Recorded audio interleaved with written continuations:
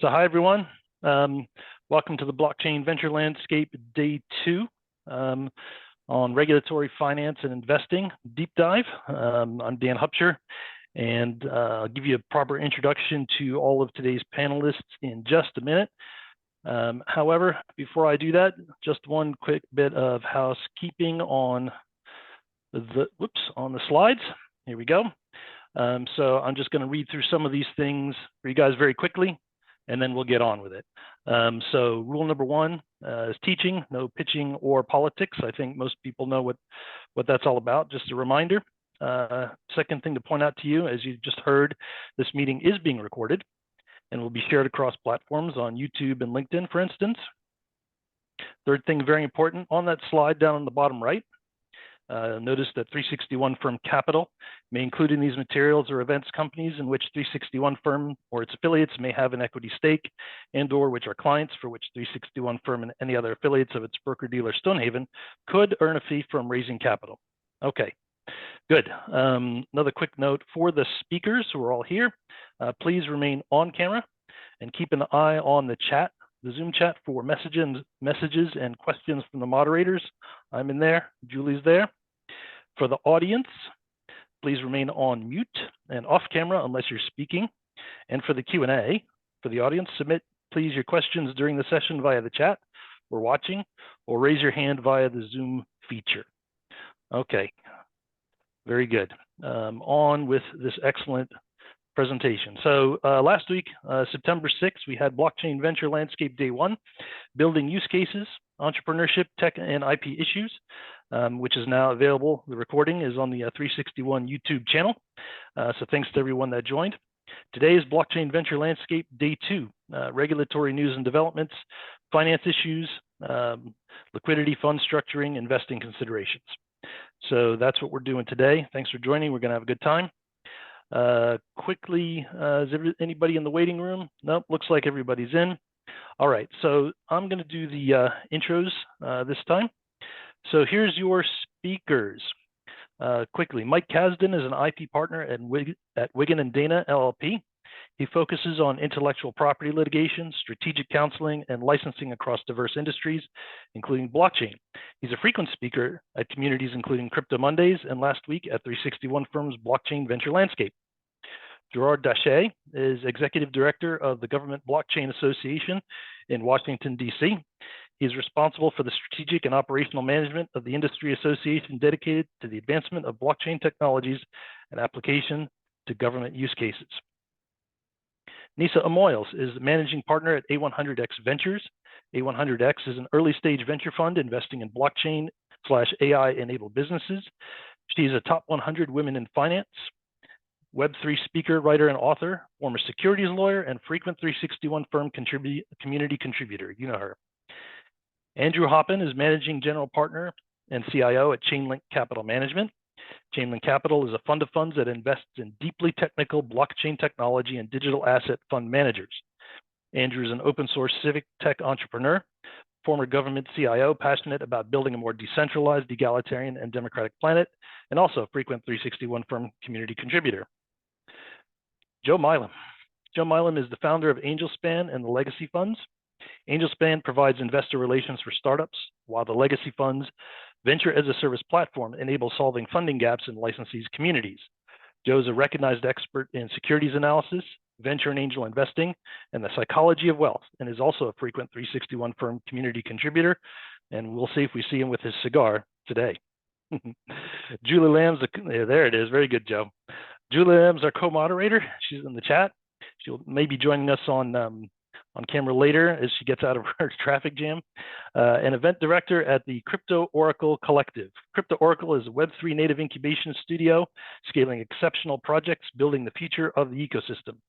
Julie's also a founder of NFT VIP, conference chair and executive producer of events including Miami NFT Week, NFT NYC, Hamptons Tech Week, and is also a frequent 361 contributor. So welcome and thanks, Julie, for assisting. I'm Dan Hupsher, Managing Director and founder of Changing Market Strategies, and as a 361 Firm affiliate partner, I'm your moderator today. So let's get into it. Mike Kasdan, you helped us close out last week's session with regulatory. So why don't you give us some updates to kick us off. Sure. Yeah. So just to launch us off for this discussion, and I know we're at a place usually of great excitement, but also uncertainty. I think as the blurb introducing this went, and last week, I'm an IP lawyer. I got into blockchain, 3 or 4 years ago through sort of the patent space. And I've done a lot of IP licensing, and so for me, in terms of what excites me about this space and the potential I see, and some of which we talked about last week, was just the ability to monetize IP in the digital spaces, and also the ability to tokenize, both real world assets like real estate, but digital assets also, and use cases like we talked about last week a little bit about, music. I mean, there's very, very diverse use cases outside of like DeFi itself, and that's one thing that's become apparent to me from working in this space for the past number of years. There are lots of applications outside of crypto. I worked intimately on a blockchain ticketing platform that sort of solves the scalping problem, the ability to use smart contracts to waterfall revenue. So all that stuff is super exciting. What caught my eye in terms of the regulatory topic, that I thought would be a good update to start with, is I guess it's 2 weeks ago now. So the SEC has been bringing enforcement actions in the crypto space with mixed results. But the first SEC enforcement action and settlement against an NFT project, there was news of that came out late August, the end of August. And I want to talk a little bit about that because I think and others can jump in too in terms of kind of where we're at in terms of regulatory. But right now, to me, that was an interesting one to watch, and it involved impact theories, key NFTs project. They sold, $30 million of these NFTs. And there was a settlement, enforcement action and settlement. So, the settlement is less precedential, but it's just the fact that they brought this enforcement action, I think was interesting. And, when you look at all of these actions, the SEC is, using this very old Supreme Court test, Howey, to identify whether something is an investment contract under the Securities Act. And that test looks at whether you have a contract where someone invests money in a common enterprise and is led to expect profits solely from the efforts of the promoter. And so what's interesting about this one is, what they looked at for this, and there was a very strong dissent, which I'll get to in a second, but what they looked at was basically, even though there was there's no allegation that impact theory entered into a contract with the purchasers where it agreed to make efforts to enhance that profitability. But basically, they looked at statements that said, we're selling these digital collectibles, and we expect to build a big brand around them. And they took kind of those statements of intent and built out of that, an assertion that it was an investment contract. Now, there's very strong dissent. Commissioners Pierce and Ueda said, look, and I think this resonates with a lot of people. There are lots of examples of consumer products that people buy or collectibles, that people hope go up in value due to brand building, but that's very different from an actual security. And the SEC, the quote that hit home to me was from the dissent was, we don't routinely bring enforcement actions against people that sell watches, paintings, or collectibles, along with vague promises to build the brand and increase the resale value. So, to me, this action, I think, bears watching. Like I said, I think it's the first one in the NFT space, and I think if you're an NFT project, or a utility NFT project, I think it just speaks to the fact that we're still at this place where there's a lot of excitement around it, but there's true regulatory uncertainty. So I just wanted to kick off with that update about what excites me, but also what I'm looking at out of the side of my eyes. And I thought I would open it up to others, because I know some other folks wanted to talk about where we were at in terms of regulatory developments. I don't know if Nisa or Andrew Yeah, wanted to jump I on that. just wanted to let you know, Michael, that there was a second enforcement action this morning that came against Stoner. Oh, oh wow, I didn't even see And that. Thank yeah, so I think that we'll continue to see more, and this is the SEC will go after low-hanging fruit, which I think both of these projects really are. So yeah, it's great that you brought up the IP. I'm also a securities lawyer, for those that don't know my background. And there's a lot of other enforcement actions happening in the space. I'm sure most people are aware. There's legislation, there are hearings with Gary Gensler yesterday. Um, there's more developments with the DOJ and Binance. There's, of course, the Sam Bankman-Fried trial that gets a lot of press. So I don't know how much Dan wants to jump into just, talking about regulatory, because I know we have a lot of other things we could talk about, but I just wanted to throw that out there for the rest of the panel.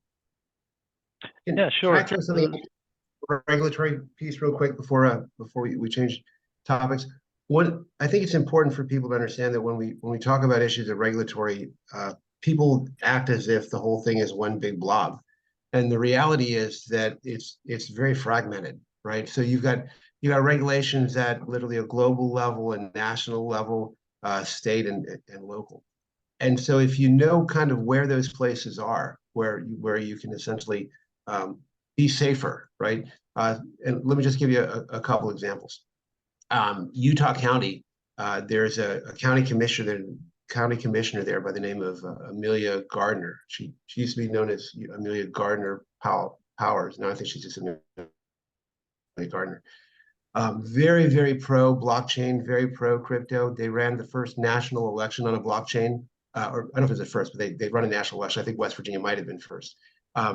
They've got marriage certificates on a blockchain, and they're in the process now. I don't know if it's passed or it's almost passed to introduce legislation to basically, it's very DAO crypto friendly. So if you want to operate as a DAO, they've got lots of legal and regulatory protections in there, Utah County.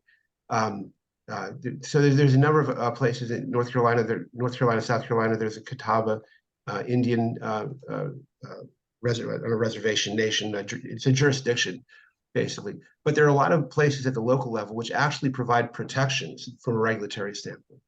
And then even at the national level, right? We always talk about SEC and the jurisdictional battles, but if you organize, let's say you're going to build a DAO, right? And there's all kinds of what do you call it, challenges there, right? About whether you're centralized or decentralized, or security or utility. But if you organize as a credit union, right? The National Credit Union Administration is very, very pro blockchain and crypto. The vice chair there is a guy by the name of Kyle Hauptman. He was in the Senate. He's now at the National Credit Union Administration as one of the three people that lead that organization. So they've got jurisdictional oversight over every credit union in the country. And if you organize yourself as a DAO, right? If you organize yourself as a credit union under the National Credit Union Administration Act, right? Then you're protected from the SEC. So from a regulatory standpoint, if you look at it as one big blob, and all you hear about people is talking about SEC and these cases, and don't realize that there are places at the local, state, national, and international level that actually would provide protections against a lot of that, and that are very pro blockchain and crypto, right? That's a very, very powerful tool and resource from a regulatory perspective. So I just wanted to share that information. Yeah, good. Thanks, Gerard. So Andrew, I know you had a perspective on this, and can you start to bring us around to the venture investing impacts of all this regulatory activity that's happening? Yeah, obviously, when you're a venture investor, you're not looking necessarily at public markets here and now and the news cycle and what's going to inflate or deflate crypto prices. So to Nisa's point, there are a lot of headline worthy events going on right now that are largely negative, and those really are not impacting particularly early stage venture investors because of a few things. One, we invest in blockchain tech, not just crypto. Doesn't mean crypto doesn't matter, but they are distinct on the technology side as versus the asset side. Number two, most importantly, maybe I think venture investors are trying to skate where the puck is going, right? So the unwind of a lot of the high, very bombshell headline 2022, fraud events are at some point going to be behind us, and the time frames for the liquidity of the investments that are being made today and really over the last year are going to be in a different news cycle where yes, public markets will matter, but they're not the public markets of today. What is important is how do you build a good business in a compliant manner in a way that feels safe that you can actually plan around. And to Gerard's point, it is incredibly different in different geographies, and the nature of different businesses is going to be distinct and important as well. But it's not just within the U.S. trying to find schemes to try to mitigate the risk of the SEC not liking what you're doing. It's really the whole world is the sandbox for innovation in this space, and a lot of governments around the world are embracing this technology and crypto and creating regulatory clarity of the sort that the U.S. industry has clamored for a long time. So there are geographies where entrepreneurs and investors are going, which already have regulatory clarity, which is really what's needed, we believe. And the U.S., in addition, we really do think that we're getting regulatory clarity. It may not seem like it when you read the headlines, but we have the judiciary heavily involved and coming back generally with some very positive decisions from the industry's perspective in terms of containing and limiting the SEC's perceived overreach in a number of important areas, and also in terms of Congress likely getting involved, whether it's in this Congress or the next one, with at least stablecoin legislation. We do think that's going to happen. And this isn't just us with our biased perspective as VCs in the space, but it really is signaled, we think, by the newfound participation in a very visible way by the biggest institutional investors and asset managers in the world. So BlackRock, et cetera, with their Bitcoin spot ETF applications, PayPal with their stablecoin, et cetera. So we believe these institutions are the proverbial smart money, and that they wouldn't be, that the risk reward, the reputational and business risk to reward ratio is tipped in favor of the reward side. And that's why they're moving now, even though the headlines and public market prices might not lead you to think that they would. Okay, good. So there's some Q&A coming up in a couple of minutes, but just before we get to that, Andrew, you just kind of teed up the venture impacts of these regulations. Can we take that down another level towards the ground level, get maybe a minute from Gerard, Nisa, and Andrew from each of you on how does the regulatory change that's coming impact the investor's view on what use cases are real, what isn't, how can you tell, and what are the things that we should really be paying attention to in order to try to figure that out? So Nisa, can you give us kind of a quick view on that? Sure. So thank you, Andrew, for teeing that up. I fully agree. I've been investing in this space for about 8 years already. So a lot of the companies that I've lived through various, this is, I think, like our third bear market, became unicorns in 21, are still at that status.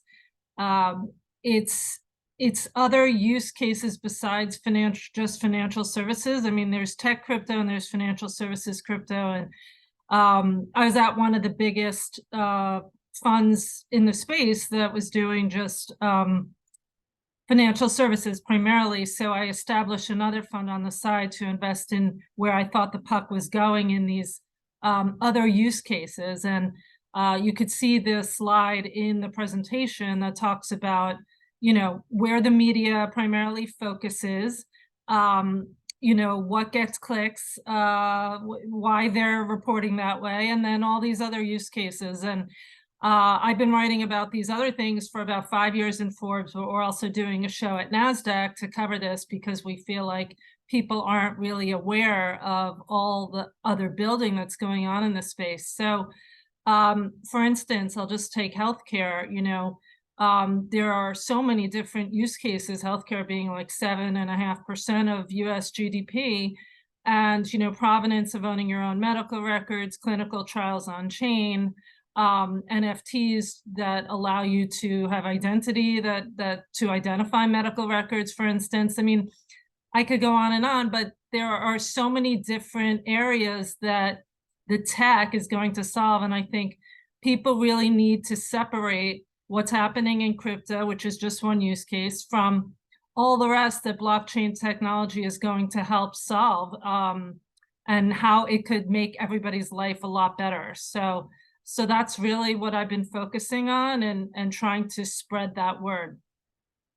Right. Okay, very good. So that's kind of the venture view on these use cases. And I think a lot of people on here can identify with this financial versus non-financial split. But Gerard, if you could give us a minute on what Nisa just said, how do governments look at this spread of use cases and pick through and figure out what's real and what isn't? So, like I mentioned earlier, the regulatory landscape is very eclectic. And the one thing, so I'm going to step away from the financial for a minute, because there's been a lot of talk there. When you're going to build a blockchain solution in any other industry domain, whether it's healthcare, election, supply chain, identity, what you have to understand is that there's a regulatory framework explicitly for that industry or domain. So if somebody comes to you and says, hey, we've got this great, blockchain is awesome for voting. Voting is a fantastic, perfect use case. We're going to bring integrity. We're not going to have any more, riots and people disputing election results. It's going to be great. But if you're going to sell a blockchain solution in the United States, for example, then any local election official has to make sure that that election system is certified. And in order to do that, they have to have it certified in a lab that uses the Election Assistance Commission. I'm getting that slightly wrong. EAC, Election Assistance Commission, voluntary voting system guidelines, which was written decades ago when we couldn't secure the internet.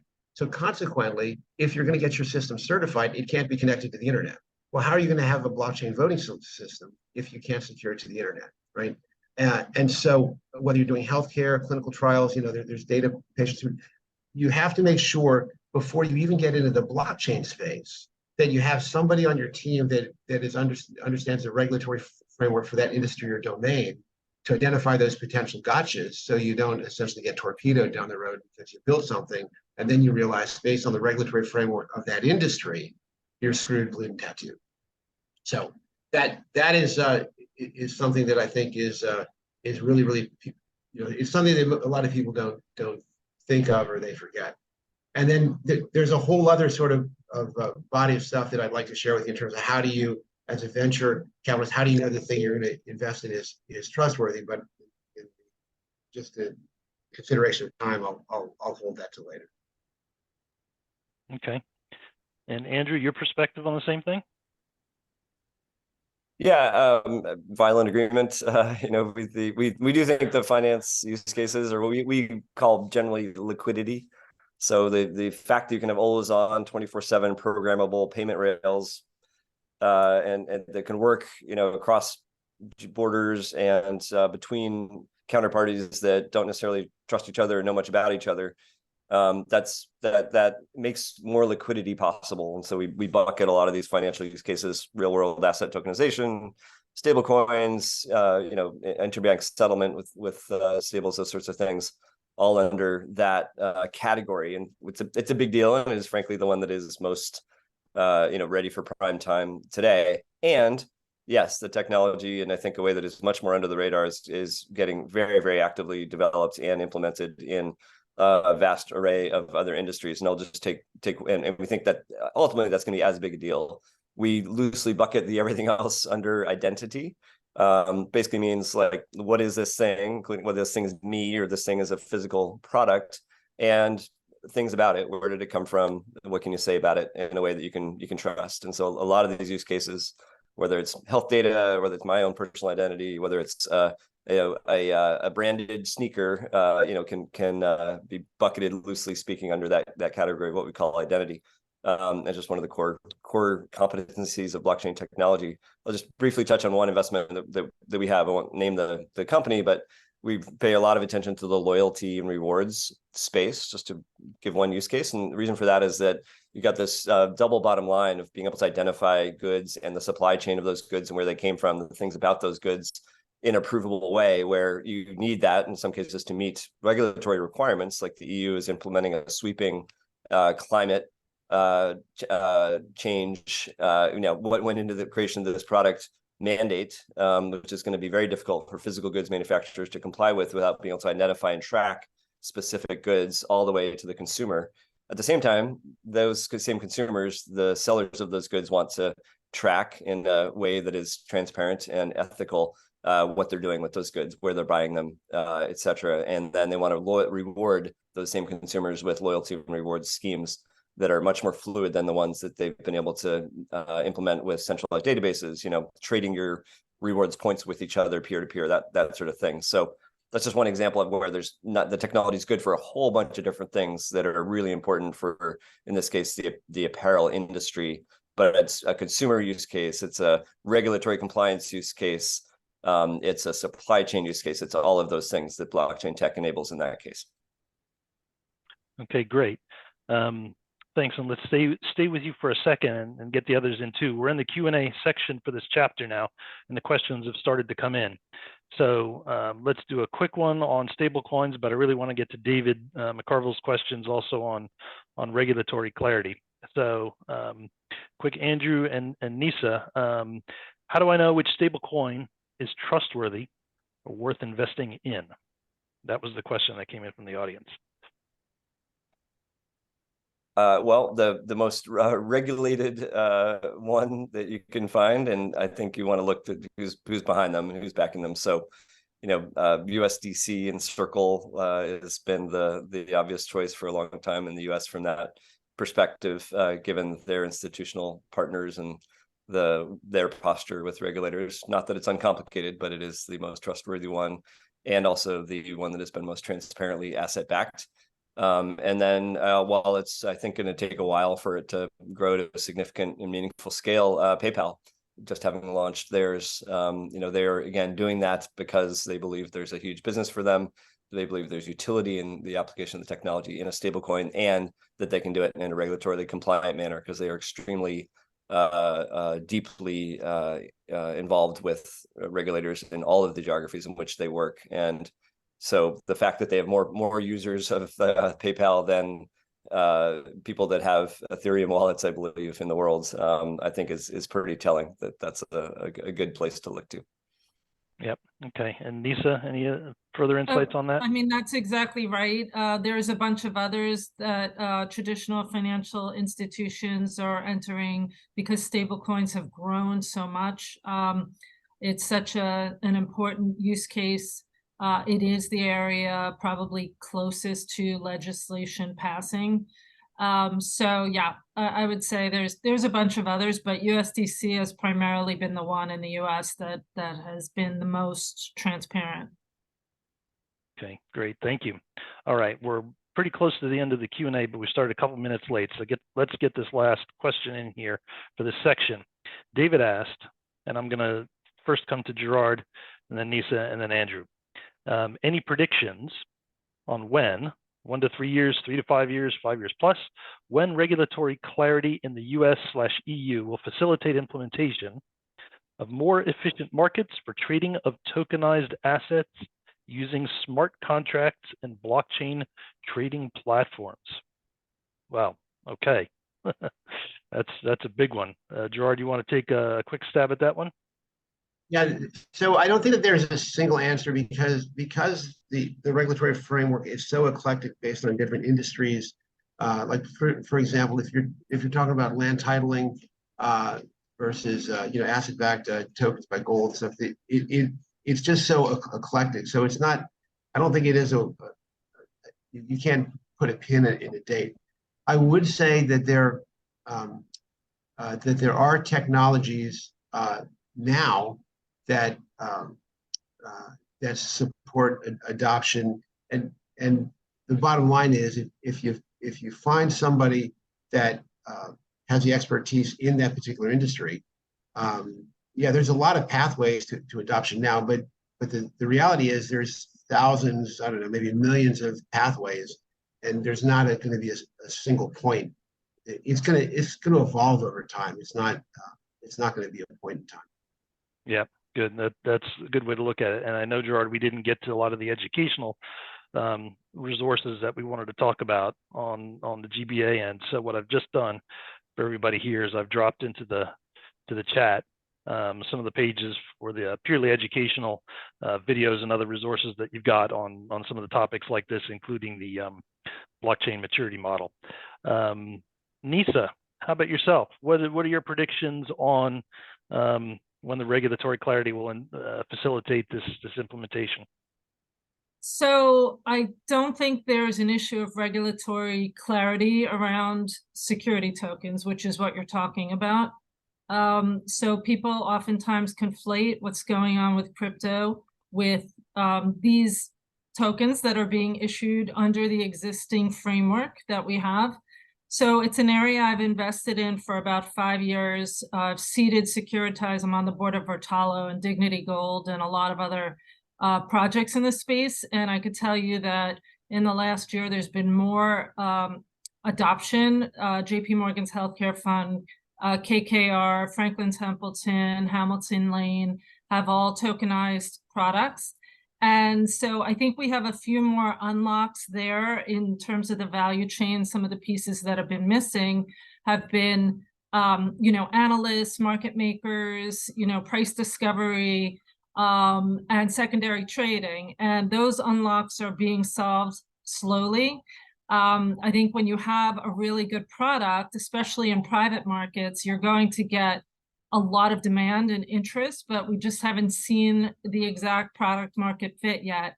I think it's going to take a lot longer for public securities to be tokenized because there's a lot of companies with a lot of vested interests and businesses there that don't want that to happen. They don't want to be disrupted. They don't want to go away. So, but ultimately, it's more efficient. It's transparent. It's cheaper. So things will move in that direction. Okay, good. Thank you. So Andrew, you've spoken about this a bit already, so maybe you can assist us in transitioning to chapter 2, which is the use cases, fund structuring, and investment methods. Can maybe you, Andrew, and Nisa as well, talk a bit about the use cases as well, and get us onto the fund structuring topic, and then we'll start to get Joe Milam into the discussion as well. Yeah, I guess I'd just say, you've already made this abundantly clear in your earlier comments, Dan. So I appreciate that.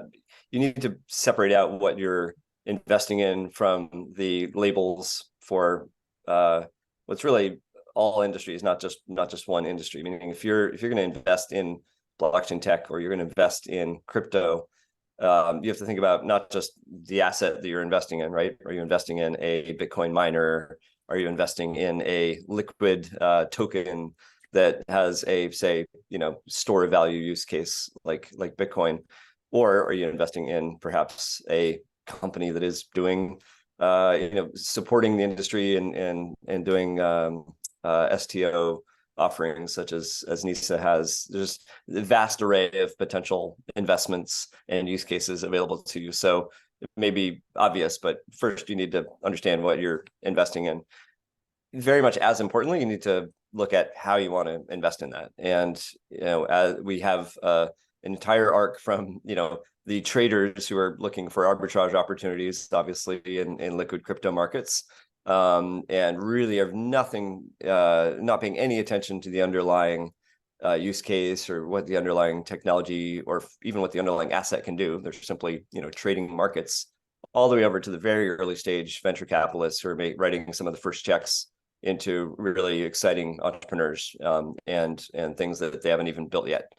So there's that arc of where in the cycle. There's also obviously the what you're investing in terms of the nature of the asset, and then there's the strategy for that investment. So we focus on venture because we believe that we can sort of ignore to some degree the noise of what's going on day to day and the volatility of the public markets, and instead invest in good teams and technology. So that's our preference, because we think that if you take a long-term view, that's really the best way to go about it. And then I'm sure we'll get into this, but there's a bunch of different ways that you can get that early stage exposure if you want to.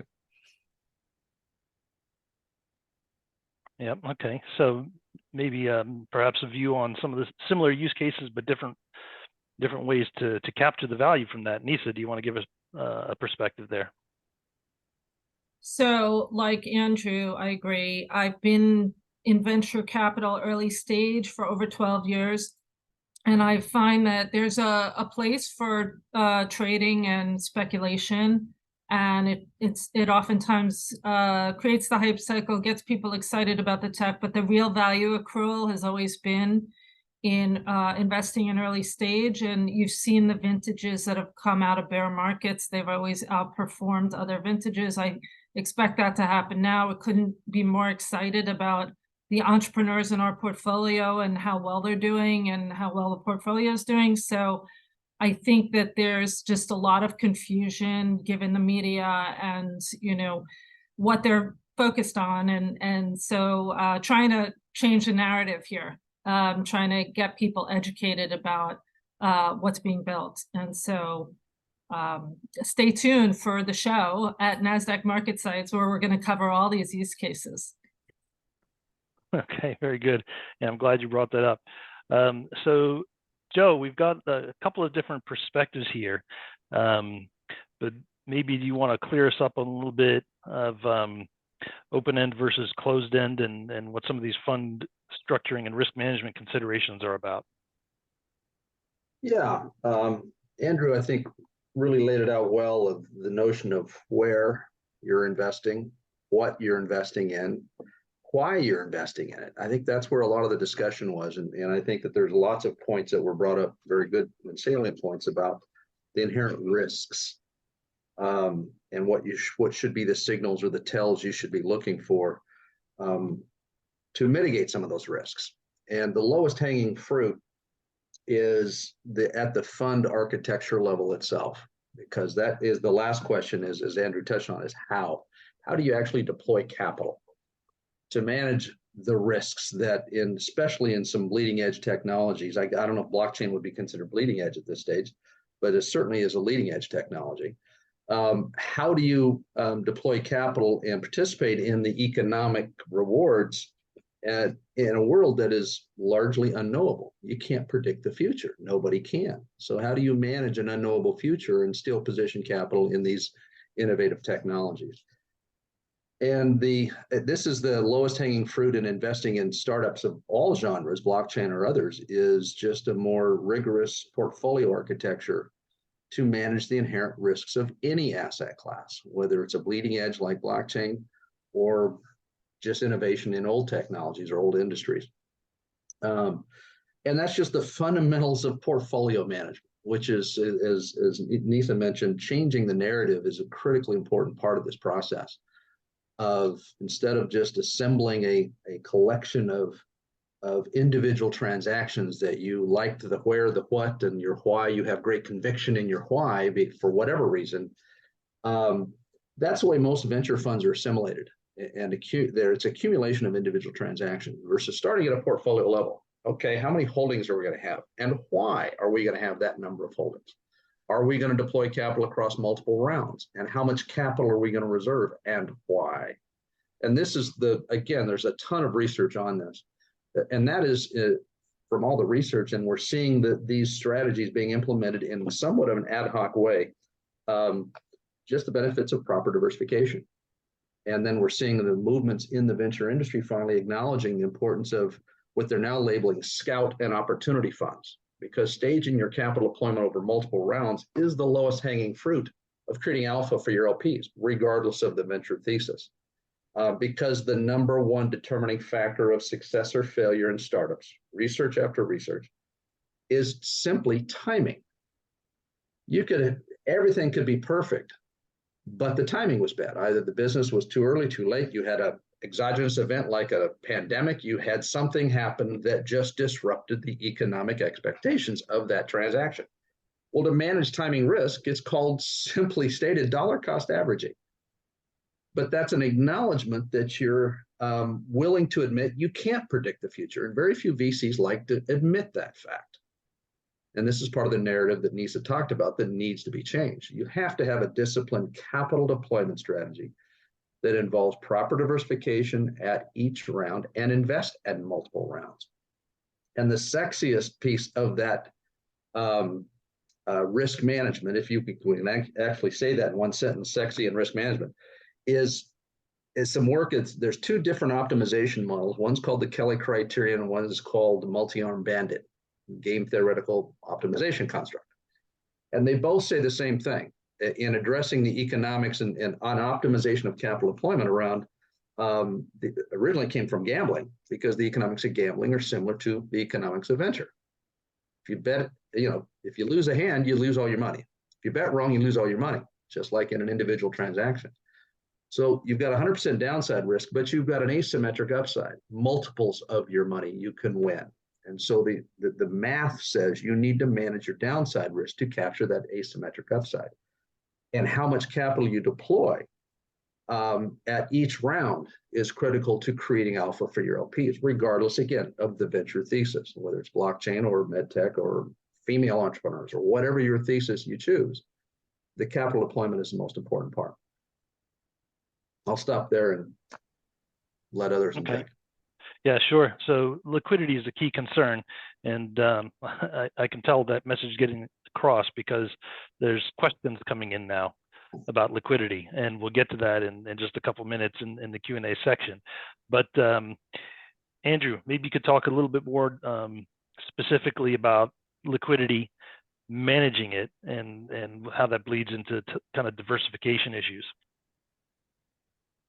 Yeah, so I think they're two distinct but related things, right? In terms of managing downside risk in a asset class where there are just abundant tail risks, you've a lot of ways that there is downside risk that could be considered existential, like assets going to zero, particularly once they're in liquid markets, but also entire use cases and subsets of the industry that potentially for regulatory reasons could be perceived to be out of business, proverbially overnight.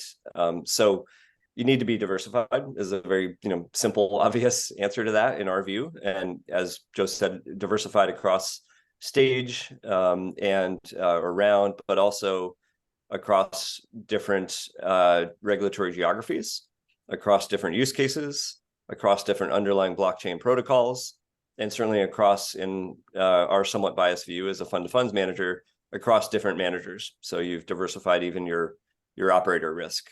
So diversification, we think, is the name of the game in terms of managing your downside risk, so that you don't have an event or a confluence of events, take your portfolio to zero, so that you lose the opportunity to realize that asymmetric upside potential that we have conviction will play out over a longer period of time. For the reasons that Joe mentioned. So diversify, a bunch of ways you can do it. We have our own method. But I think that's a key thing.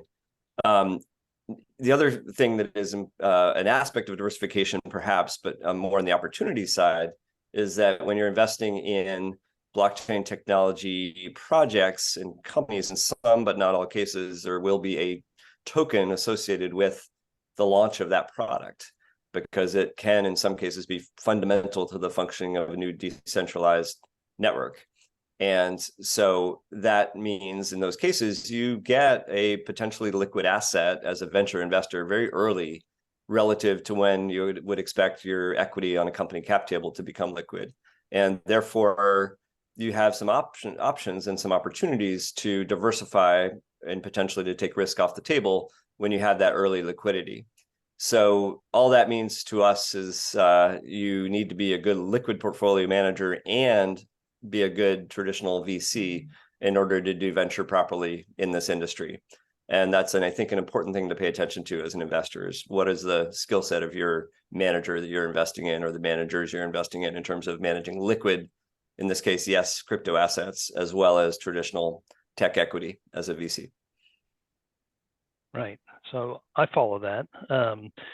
But Nisa, you and I were talking the other day about some of the non-trading use cases that you were alluding to earlier, and why certain fund structures were kind of dictated by those use cases. I think you kind of had a different way about the same question. Can you maybe give us another perspective? Yeah, just to address the risk management and some of the points that Joe is making, which are absolutely true about timing. And, I think as a securities lawyer in this space, I've been able to have that high level of risk management, passing on FTX, those types of things, not investing in projects that are going to be deemed down the road to be problematic. And I think that a lot of the funds miss that. I know from like our team, my partner, who was the head of trading at JP Morgan for 18 years, if you get a liquid token situation, then, there's confidence there that it's going to be allocated right in the liquid venture that Andrew was describing. I think, though, most people miss the fact, especially people who are just traders, that there's value accrual to the token and value accrual to the equity, and those are not necessarily the same thing. And so you really have to look at it on a case-by-case basis. And so the closed-end fund structures allow for a lot of these use cases to play out. Like a lot of the trading and spec is going to happen faster. And so you might want a hedge fund vehicle, but a lot of these really companies take time to build, right? And even though it's faster than traditional venture, you still want a longer lockup period so that you can invest in subsequent rounds, reserve for follow-on, all of that, and so see your, success ratio and your exits. That, we've been fortunate enough to do that.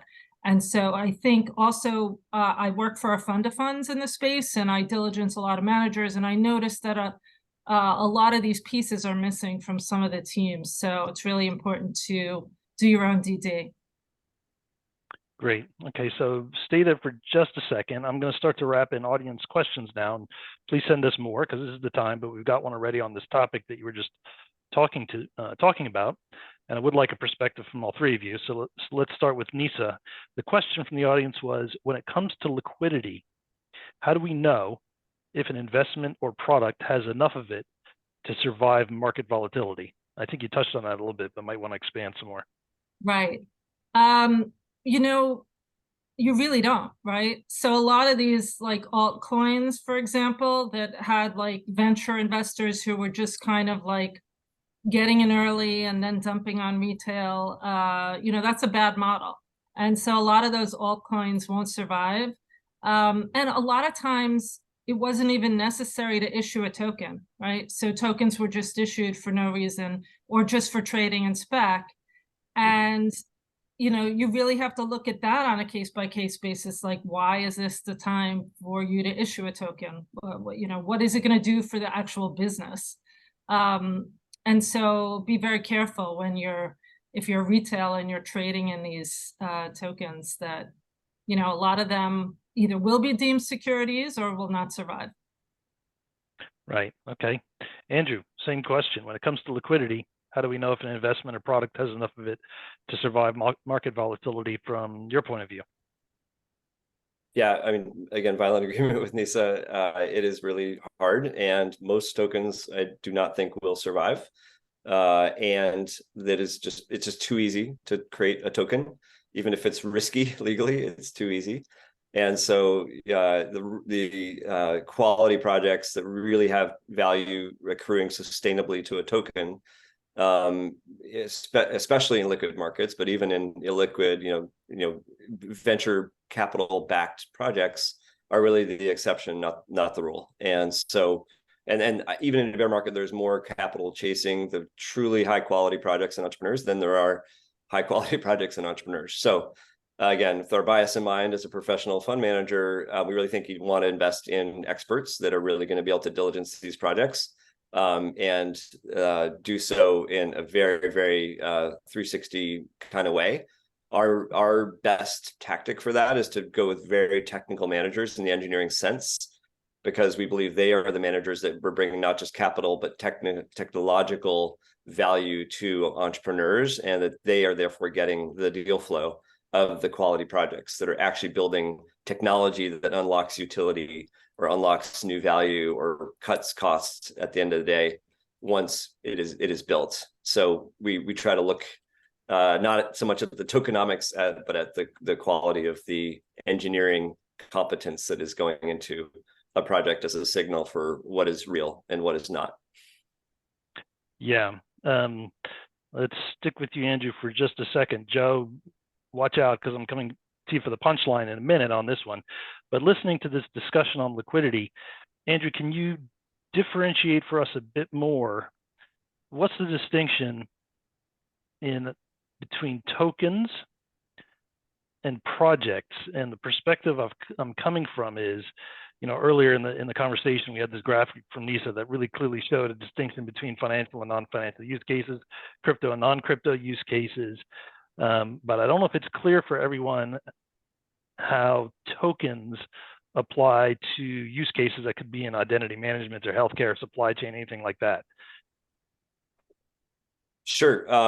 So tokens are a tool and a toolkit of a blockchain to do things like compensate the usage of that blockchain in ways that might supplant more traditional centralized ways of compensating for a similar purpose in a traditional centralized, database driven way. So what I mean by that, if you want to issue a loan, you might traditionally go to a bank and they would have analysts, and they would have auditors, and they would have lawyers, and they would have contracts, and they would have a whole stack of overhead involved in doing that. There are peer-to-peer lending use cases and on blockchains which endeavor to do the same thing with analogous ways of assessing and managing risk, but they're compensated in different ways, and they're compensated often through tokens. Bitcoin mining is another example, or Ethereum mining is another example. There's a whole value chain around blockchains that relies on tokens to compensate computers, or probably people or entities behind them that are using those blockchains in order to make them work as decentralized alternative to traditional centralized ways of doing something. So tokens are fundamental to the functioning of particularly public blockchains in many cases. So how do you invest in them? Well, obviously it's easy in public markets when they're liquid, although perilous if you don't know what you're investing in. But it is really complicated when you're a venture investor, because you have to look at not only the asset, are you getting token rights, so-called, so that if the token is created, you're going to get some of it, or are you getting company equity if there is in fact a company at all? Are you getting a blend of those things? And then you have to look at legal structure. There are many traditional companies with doing traditional, cap table tech equity fundraising, but there are also decentralized autonomous organizations that are not a company. They're a different structure, although they sort of, shoehorn into corporate structures in some geographies like Wyoming. And then there are also what we call projects, which is sort of a catch-all for things that are a bit unusual and novel and not a company necessarily. So, for example, there is no Ethereum company. There is a foundation that is called the Ethereum Foundation that was involved in the issuance of Ethereum initially, but it functions really without a company behind it. So there is no cap table of Ethereum you can get onto. You really have the token as the asset if you want to invest in Ethereum directly. So that was jumping around to a bunch of different aspects of it, but it is a different animal than equity, certainly. And there are a lot of different considerations in terms of evaluating the value of the asset or the lack thereof, as well as how you might reasonably invest in it. Great, thanks. So just before Joe's punchline, quickly, Nisa, anything to add on top of that token versus project distinction? Since you had that diagram. Right, that was a good explanation. It's important to remember a lot of the tokens were really around infrastructure. And a lot of the other use cases I'm talking to are really about the application layer. So there has been so much investment into infrastructure over the past few years. And that's led to a lot of the problems we have in regulation, right? There's not a lot of narrative about these actual utility of this, right? Like, it's like us talking about HTTPS or FTP or, you know, that's what's going on, except we didn't have Twitter when we were developing all that back then. So it's really important, again, to examine where the value is accruing, what rights are assigned to token holders versus equity holders. Is there a blend? Are there debt-like rights as well? That could happen as we've seen. So yeah, again, it's just a tool. A lot of times it's really not needed as a tool, depending on what you're developing. Okay, great, thank you. So Joe, we're almost at the end. Let's close with you. You've heard the open end, the closed end, different approaches to the liquidity. You brought the topic. What do you think? And any more to add on the diversification, the stage capital deployment, and fund structure? Well, yeah, plenty more. I'm not too sure I can wrap it up in 1 minute, but I think it really have to sort of pull back the lens just a little bit and take a look at what you've touched on in my background. Is I've studied the psychology of wealth for a very long time. Why people write checks, whether it's philanthropy or investing or everything in between.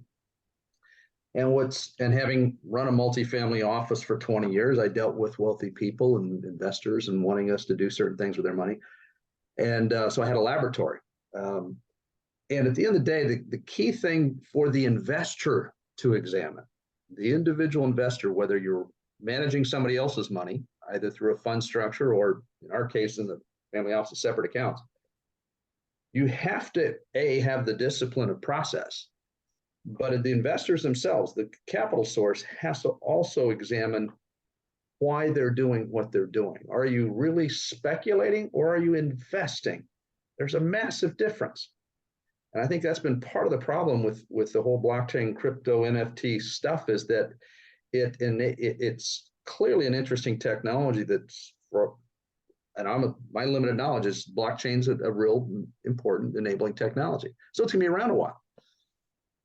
But like any new technology, there's a hype cycle, and there's a collapse, and then there's a utilitarian phase, which is, I think, where we're starting to flirt with blockchain. But it does attract the speculators, and the blending of speculation narrative versus investment narrative is the real danger. And there's a lot of that goes on because people that want to talk about investing, but they get caught up in the FOMO of it. But this is my buddy's buying this token and blah, blah, blah, blah, blah, right? We've all lived through this. I saw it back in the .com days out there, and peers, money managers that were fundamental managers, smart, did their own interesting research and had good track records, and they blew up because they got caught up in the speculation cycle, the FOMO. So that's the cautionary tale I always provide is for the investors themselves to really examine why they're doing what they're doing. What is motivating that individual transaction, and don't rationalize it as a speculative transaction as an investment. And that's where you get in really big trouble. And then you lose your way and you lose any sense of discipline, and then the other emotional cycles. Then you start chasing a bad hand and you can blow up fortunes, either your own or other people's, if you don't have control over those things, is your emotions and an understanding in as objective a way as possible, the intentionality of why you're doing this transaction. Is it because it feels like there might be some profits there, or everybody's doing it? All those sorts of things are critically important. Otherwise, we're just going to go through the same cautionary tales of people running out and blowing up fortunes. Yeah, that speculation versus investing mindset is an interesting one. When we first started conceiving of this discussion, we were having a discussion, I think myself and Jim Hawk, about speculative crypto coin trading versus the picks and shovels underlying the industry, because the suspicion was, I think the discussion proves it out, that this 361 community is really more interested in the investing aspect, but the question has always been how. One of the questions that I received after the last session last week was, how do we make some of these insights actionable in that kind of investing frame of mind. So I think we're going to have to wrap it up on that note. It's just past 12:30. So in that light, do give us feedback. Some of you have called me after the last session. I'm interested to talk to more of you. Let us know offline what was good about this last two sessions, what wasn't, what's actionable in the scheme of investing, and if you want more of something in a discussion like this, what would it be? So that's my request to you. So with that in mind, let's look forward. Check out the upcoming events on the calendar on the 361 event page, 361firm.com/events. Please register on the website if you haven't already for further content. Remember, for deeper content for qualified investors only, you can indicate your interest in the specific sessions to mark via the diagnostic on the website. Thanks, Julie, for helping moderate. Thank you to panelists. Thanks to the 361 team for helping me put this together, and everyone for listening. I'll hand it back over to Mark. No, thank you. Thanks, panel. I was listening all along. I'm this skeptic, as you know, but this was really great to be schooled on the regulatory side, how the fund managers and fund of funds are looking at it. So they're definitely, as Joe said, this is here to stay. How do we play it? So it's a continuing conversation. Thank you, everybody.